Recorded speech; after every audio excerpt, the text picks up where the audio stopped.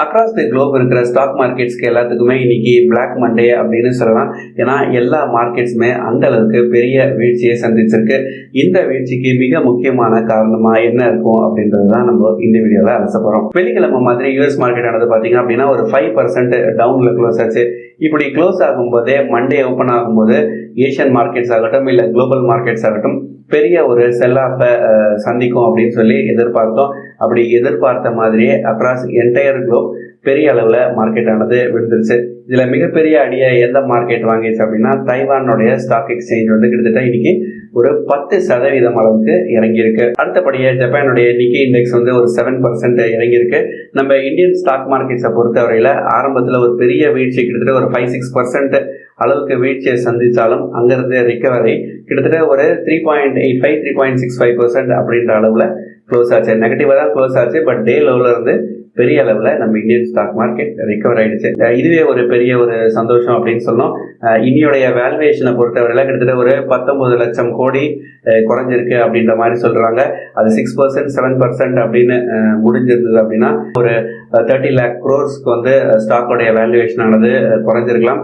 Investors பெரிய அளவில் லாஸை சந்திச்சிருப்பாங்க. இந்த வீழ்ச்சிக்கு மிக முக்கியமான காரணமாக பார்க்கப்படுறது ட்ரம்ப் அவர்கள் அறிவித்த வரி தான். எப்போ நான் வரியை உயர்த்த போகிறேன், எப்போ எல்லா நாடுகளையும் மேலே நான் அதிக வரியை விதிக்க போகிறேன்னு அனௌன்ஸ் பண்ணாரோ அன்னிலிருந்தே stock markets, not only Indian markets, எல்லா ஸ்டாக் மார்க்கெட்ஸுமே ஒரு பதட்ட நிலைக்கு வந்துருச்சு அப்படின்னு தான் சொல்லணும். எப்போ விழப்போகுது அப்படின்ற மாதிரி காத்திருந்தது இன்னைக்கு பயங்கரமாக விழுந்துருச்சு. அடுத்த மிக முக்கியமான காரணமாக எதை சொல்லலாம் அப்படின்னா கம்பெனியுடைய ஃபர்ஸ்ட் குவார்ட்டர் ரிசல்ட்ஸ் சொல்லலாம். ஃபர்ஸ்ட் குவார்ட்டர் ரிசல்ட்ஸ் நல்லா இல்லை அப்படின்னா கூட இந்த அளவுக்கு வீழ்ச்சியை சந்திச்சிருக்காது. எரியிற நெருப்புல எண்ணெயை ஊத்துற கதையா இந்த ட்ரம்ப் அவர்கள் அறிவித்த இந்த விஷயமும் கூட சேர்ந்ததுனால எந்த அளவுக்கு இம்பாக்ட்ஸை இது கம்பெனியோட ரிசல்ட்ஸை ஏற்படுத்தும் அப்படின்ற ஒரு பயம் வந்து எல்லா இன்வெஸ்டர்ஸ்க்கும் வந்துட்டதுனால பெரிய அளவில் பங்குகளை விற்பனை செஞ்சு வராங்க. அதை செல் ஆஃப் பண்ணிட்டு வராங்க. நம்ம அவங்க கிட்ட இருக்கிற ஹோல்டிங்ஸ் எல்லாத்தையுமே விற்று வர்றாங்க. இதனால பங்கு சந்தை பெரிய அளவில் விழுந்துட்டு இருக்கு. சந்தையுடைய இந்த பதட்டத்துக்கு இன்னொரு மிக முக்கியமான காரணமா எதை நம்ம சொல்லலாம் அப்படின்னா இன்ஃப்ளேஷனை சொல்லலாம். இப்போ இன்ஃப்ளேஷன் கட்டுப்பாட்டில் தான் இருக்கு, நார்மலாக தான் இருக்கு. நான் இந்தியாவை சொல்ல, பொதுவாக அக்ராஸ் தி குளோப் சொல்றேன்.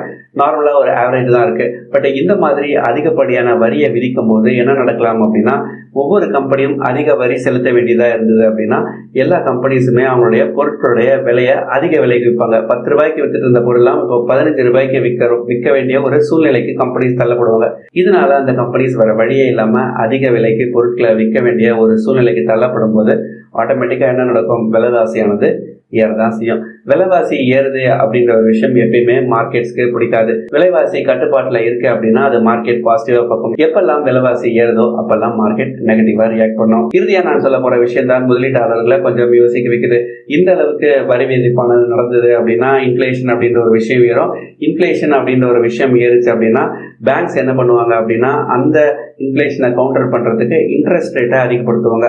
இன்ட்ரெஸ்ட் ரேட்டை அதிகப்படுத்தினாங்க அப்படின்னா ஸ்டாக் மார்க்கெட்டை இன்வெஸ்ட் பண்றதுக்கு பதிலாக பேங்க்ல போட்டு நிம்மதியாக உட்காந்துடலாம் அப்படின்னு சொல்லி நிறைய பேர் முடிவெடுக்க ஆரம்பிச்சிருவாங்க. இந்த மாதிரியான ஒரு சைக்கிள் தொடங்கிடுச்சு அப்படின்னா பங்கு சந்தை மேலும் இறங்குறதுக்கு வாய்ப்பு இருக்கு.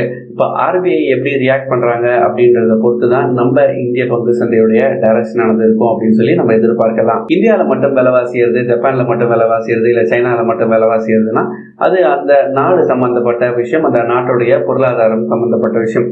ஆனா இந்த மாதிரி அக்ராஸ் தி குளோப் இவர் வரி விதிக்கிறதுனால இன்ஃப்ளேஷன் அக்ராஸ் எவ்ரி கண்ட்ரி அப்படின்றது அதிகரிக்கும். எல்லா நாட்டிலையும் விலைவாசி உயர்ந்தது அப்படின்னா எல்லா நாட்டிலையும் ஒரே ஒரு விஷயம் தான் நடக்கும், அதாவது ரெசிஷனுக்கான வாய்ப்புகள் அதிகமா இருக்கு. மந்த நிலை அப்படின்னு சொல்லுவாங்க. மக்களிடையே செலவு பண்றதுக்கான பணம் குறைய குறைய மந்த நிலையானது ஏற்படும். இதுக்கு முன்னாடி ஒரு மாசத்துக்கு முன்னாடி 2 மாசத்துக்கு முன்னாடி யார்கிட்டயே போய் ரெசிஷன் வரதுக்கான வாய்ப்புகள் இருக்கா அப்படின்னு கேட்டிருந்தீங்க அப்படின்னா நிறைய பேர் வந்து வரதுக்கான வாய்ப்புகள் கம்மியா இருக்கு அப்படின்றதான் சொல்லியிருப்பாங்க. 100ல எவ்வளவு பாசிபிலிட்டி இருக்கு அப்படின்னு கேட்டா 100ல ஒரு 20% வாய்ப்புகள் இருக்கு அப்படின்ற மாதிரி சொல்லியிருப்பாங்க. பட் இந்த மாதிரியான ஒரு வரி விதிப்புக்கு பின்னாடி ரெசிஷனுக்கான வாய்ப்புகள் ஒரு எனக்கு தெரிஞ்சு ஒரு 30-40%, ஏன் ஒரு 50-60% கூட சொல்லலாம். அந்த அளவுக்கு ரெசிஷனுக்கான பாசிபிலிட்டிஸ் இருக்கு. இந்த ஒரு ரெசிஷன் வருமோ வராதோ அப்படின்ற ஒரு பயம் தான் ஒரு மேசிவான செல் ஆஃபை இன்னைக்கு ட்ரிகர் பண்ணியிருக்கு. இது மாதிரியான விஷயங்கள் எல்லாம் யோசிச்சு பார்த்து தான் எஃப்ஐஎஸ் கான்ஸ்டன்டா செல் பண்ணிட்டு இருக்காங்க. ஒருவேளை எஃப்ஐஎஸ் வாங்க ஆரம்பிச்சாங்க அப்படின்னா மார்க்கெட் பவுன்ஸ் ஆகும். இதுதான் நம்மளுடைய டொமஸ்டிக் மியூச்சுவல் ஃபண்ட்ஸ் வாங்கினாலும் எஃப்ஐஎஸ் பெரிய அளவில், அதாவது ஃபாரின் இன்வெஸ்டர்ஸ் பெரிய அளவில் செல் பண்ணிக்கிட்டே இருந்தாங்க அப்படின்னா பங்கு சந்தையானது நெகட்டிவ் டைரக்ஷன்ல கீழ் நோக்கி போயிட்டு தான் இருக்கும். இருக்கிற விஷயத்தெல்லாம் யோசிச்சு வச்சு பார்க்கும்போது நீங்க ஒரு எஃப்ஐஆ இருந்தீங்கன்னா இந்த மாதிரியான ஒரு வரி விதிப்புக்கு பின்னாடி நீங்க வாங்குவீங்களா இல்ல விற்பீங்களா அப்படின்றத யோசிச்சு பாருங்க. பங்குச்சந்தையை பொறுத்தவரை எப்பயுமே ஒரு விஷயத்த சொல்லுவாங்க, அது சரியானதும் கூட. எப்பெல்லாம் பங்குச்சந்தை இறங்குதோ அப்பெல்லாம் நீங்க கொஞ்சம் கொஞ்சமா இன்வெஸ்ட் பண்ண ஆரம்பிக்கலாம். பெரிய அளவுல இன்வெஸ்ட் பண்ணி மாட்டிக்கிறதுக்கு பதிலாக உங்க கையில ₹100 இருக்கு அப்படின்னா முதல்ல ஒரு ₹10 இன்வெஸ்ட் பண்ணலாம், அடுத்து ஒரு ₹10 இன்வெஸ்ட் பண்ணலாம். இப்படி படிப்படியா இறங்கும் போதெல்லாம் இன்வெஸ்ட் பண்ணிட்டே வந்துட்டு ஒரு லாங் டேர்ம்ல வெயிட் பண்றீங்க அப்படின்னா அது நிச்சயமா சரியான ஒரு டிசிஷனா இருக்கும். அதை விட்டுட்டு மார்க்கெட் இறங்குது அப்படின்னு பேனிக் ஆனீங்க அப்படின்னா உங்க ஸ்டாக்ஸ் எல்லாம் எடுத்தோம் கவுத்தோம் வித்தோம் அப்படின்னா பெரிய அளவு நஷ்டத்தை தான் சந்திக்க வேண்டியதா இருக்கும். இதுதான் இந்த சந்தை கற்றுக் கொடுக்கும் பாடம். இதே மாதிரி நிறைய வீடியோஸ் நம்ம சேனல்ல உங்களுக்காக காத்திருக்கு. இது வரைக்கும் சேனலை சப்ஸ்கிரைப் பண்ணாம பார்த்துட்டு இருக்கிற நண்பர்கள் மறக்காம சப்ஸ்கிரைப் பண்ணிக்கோங்க. நன்றி, வணக்கம்.